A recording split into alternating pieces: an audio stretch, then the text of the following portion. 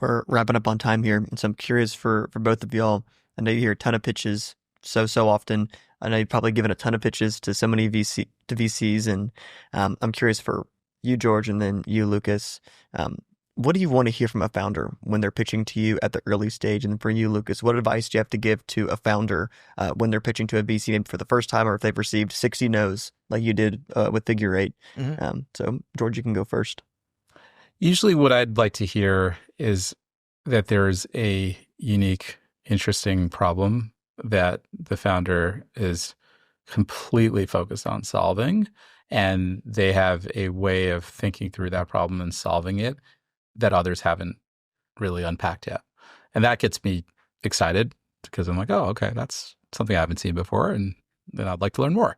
And then once you get past that initial level of intrigue, I'd like to know that there's some durability here, right? It's like, this will go a while. Like, this isn't going to be something that just, solves for that immediacy of that interesting problem, and then we're going to flame out in a year or two, right? So problems that have long durability in terms of thinking about product market fit are pretty exciting to me.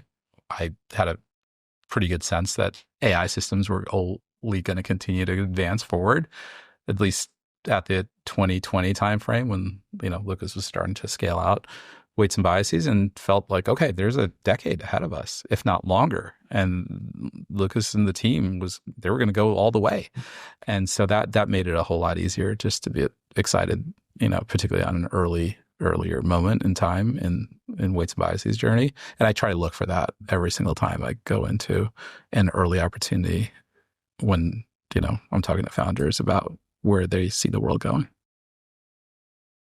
All right, so I have two advice I would give everyone on their pitch every time I see a pitch. The first is just like, make your business better versus improving the pitch, right? And it's like obnoxious, but it's just like, come on. It's never been easier to start a company. It's never been cheaper to run a small scale company. Like I really think that people spend too much time thinking if I put the perfect words in here, then I'm going to get funding, or like waiting for permission. Like they think, oh, I need to wait to get funding to like kind of move this thing forward. And it's just a real trap, right? I mean, it's like, people used to think I was a terrible fundraiser when I had a tough business. Now they think I'm a great fundraiser. I'm the same guy. And honestly, like my ability to pitch is not improved. So, I mean, and even like with Insight, I never pitched them. You know what I mean? Like they pitched me because the business was like working in some ways that were visible. So I would just spend a lot more time. There's no magic pitch, right?